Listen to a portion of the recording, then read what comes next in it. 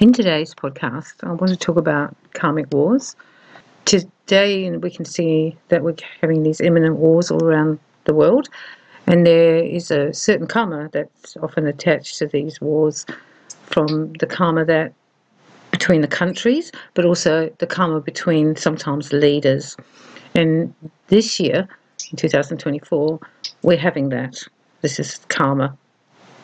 The karma could have come from other lives where they were individuals, or other lives where they were fighting in different countries, and now it just come back and they just redo it, and it's a karmic war.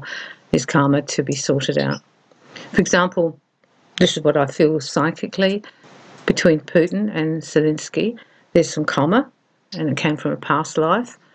They were brothers, and they had a farm, and there was a breakup when there was the inheritance, and the two brothers started to argue and fight about the land, and there became this karma between them that wasn't resolved in that life, and they've come back and now they've met again, and so they're having this karma, but now it's countries.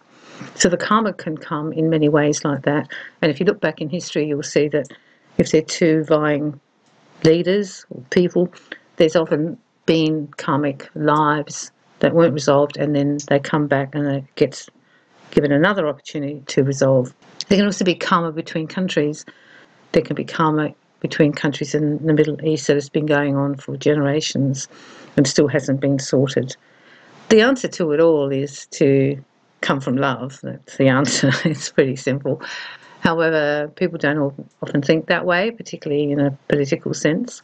Therefore, they will just be caught back in the karma and rerun until it gets resolved, because the karma keeps coming lifetime after lifetime until we resolve it. You would see this in families too, where two people are vying all the time in the families for no particular reason, and you can probably say that there's karma between them from another life that's now being started in this life, and it's been shown in this life. And it can be between friends, and also at work there can be karma between people, and once they meet again the karma activates. It's an interesting thing with the wars, because it has such a massive and devastating effect on people, because in the end it's the governments who make the decisions really, and the governments who either make the truce or make more war. It's not the people. The people don't want the war. The people just want to go to work and be safe. They don't really always want the war. They would have political leanings, of course, one way or the other, but they would rather not have a war. I think most people would just rather find a way around it. If possible, it would be good if the karma this year got solved between these people, the leaders, and then also between the countries, because this is a year of change. And this is a year where we're coming into the love energy, coming from the heart, compromising, being tolerant. That's why there's all these movements everywhere, because it's trying to get us to become as one and be tolerant, not be fighting with each other. So this year's quite an interesting year karmically, and the fact that we've got probably 2 or 3 imminent wars just sitting there bubbling away.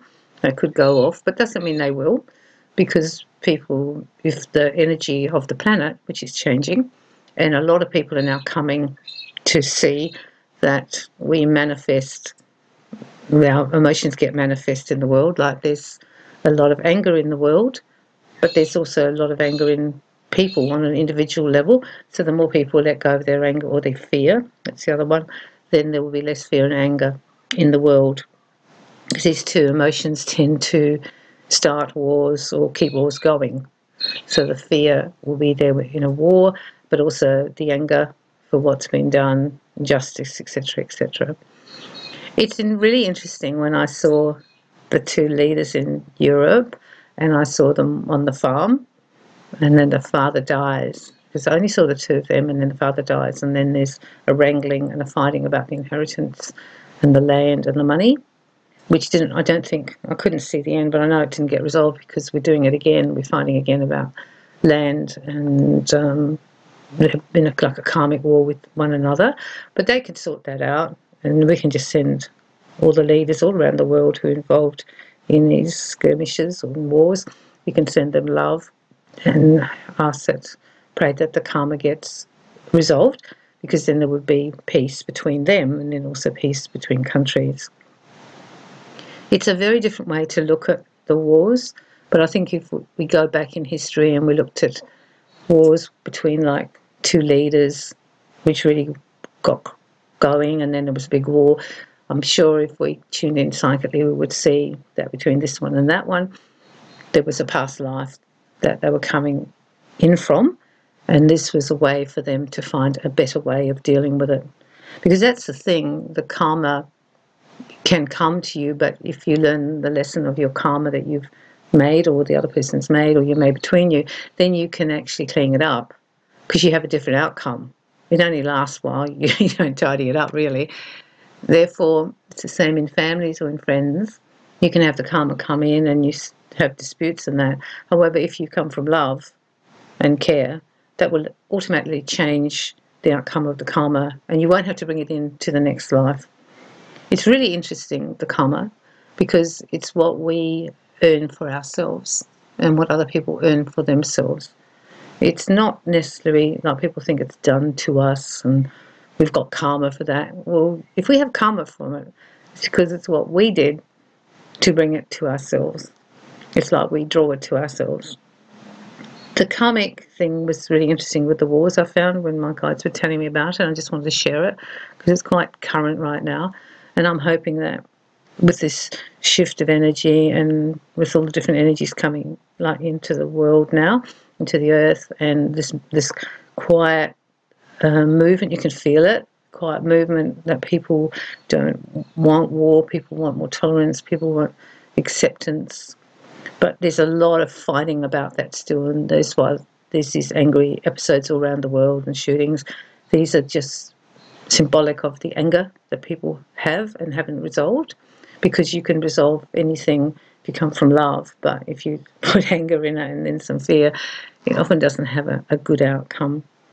Please send healing and light and love to the areas and the leaders and the governments to try and stop these wars moving ahead, because there are always peaceful solutions where people aren't being killed or losing their homes and their businesses, because those sort of things are so traumatic for people and it's so much pain.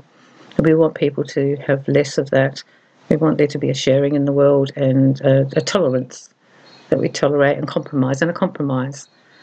It's an interesting time right now because it's a little bit on a tinder box and could go either way. I can't quite read it. I've seen a few things, but it all depends on whether there's this shift, this energetic shift to come from trying to make a peace, trying to broker a peace and an agreement.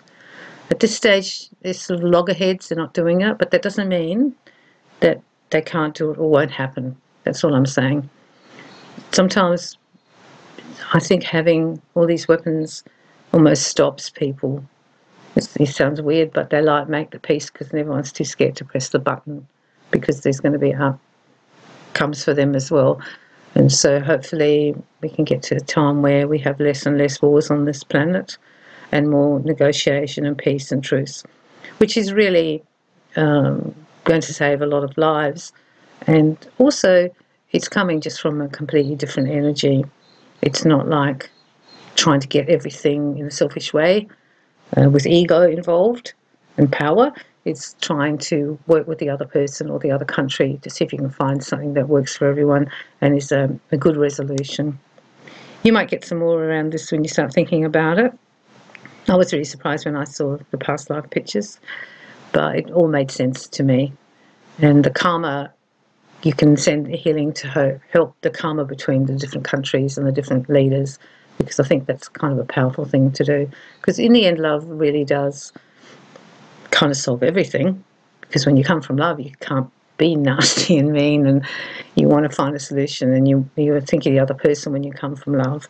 So I would send love to all those places. So that's what I picked up the last few weeks, and I thought I'd share it with you. So I'm sending you lots of love and light, and I'm hoping you have a peaceful week. Goodbye.